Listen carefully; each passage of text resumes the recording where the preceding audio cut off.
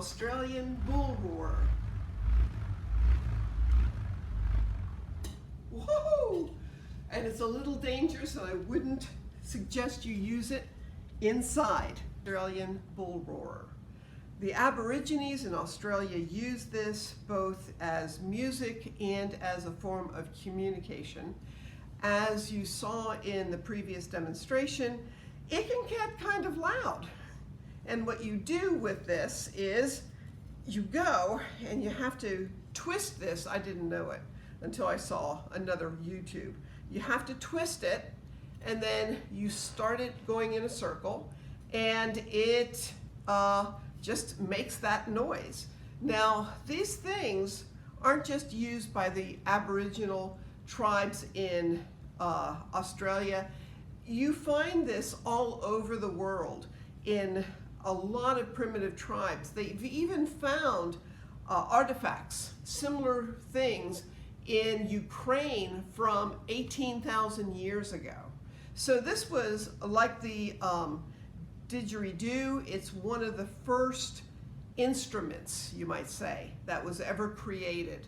And I just like things like this. So this one's very pretty. It has designs on it, and you can actually make your own with a piece of wood and a rope.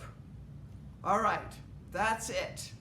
Thanks. This chapter, the kids run into Father Christmas, or as we call him in this country, Santa Claus. And they were presented with gifts. Now, I thought these gifts were really interesting. It said that Peter, I don't have a shield, but Peter received a shield with Aslan on it. He received a sword, and he received a sword belt. And so I got out my sword belt just to show you what a sword belt is. It's not a normal belt, okay? You can slip things on it. If you had a sword and you are right-handed, you'd have it on the left side, and so you can draw your sword easily. If it was on the right side, it would be really hard, very awkward. So this, if you're right-handed, having it on your left side makes it easier to draw. If you're left-handed, you'd have it on the right side.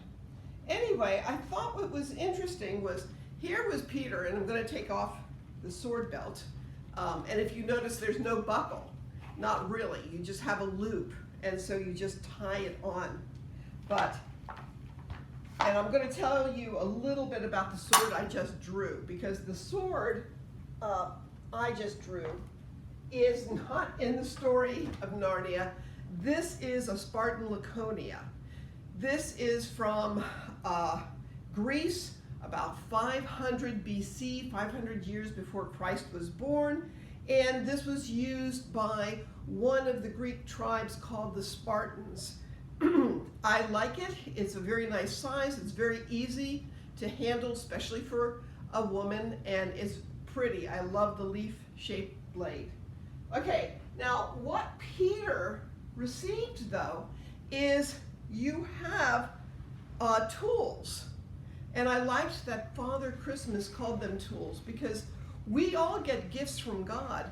And the gifts God gives us, though, are not simply for our enjoyment, but to serve other people. And so look at Peter's gifts, a sword and a shield, was for protecting other people. So he was going to be a protector. Now, you might be a man, you might be a woman. Either one can be a protector. But there are those of us who are protectors in the world. Now, Susan got, and I suddenly realized, I didn't bring something, okay? Hold it.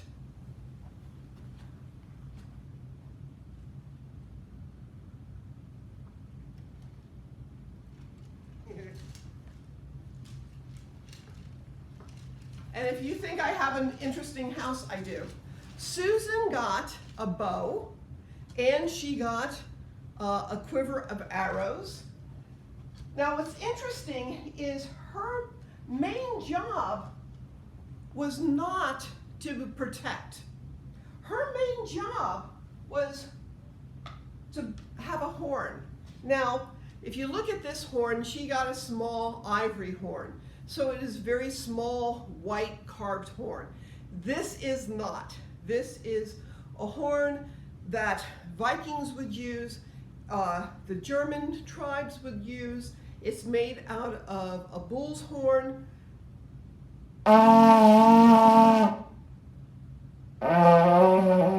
For some reason. It's just fun to blow. And you think, okay, what does a horn do?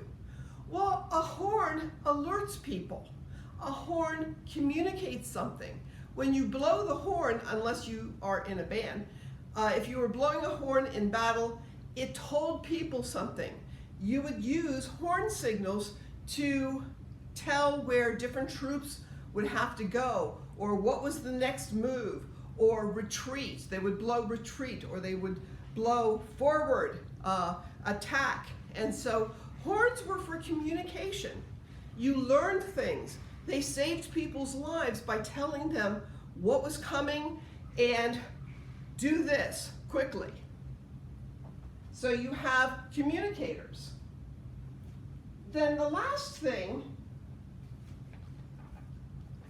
was Lucy's. Now Lucy got a dagger. Again, she was not supposed to be a part of the battle, so the dagger was for her protection. So she got something to protect herself, but she received a cordial. And this cordial was made out of flame flowers, and it had healing properties.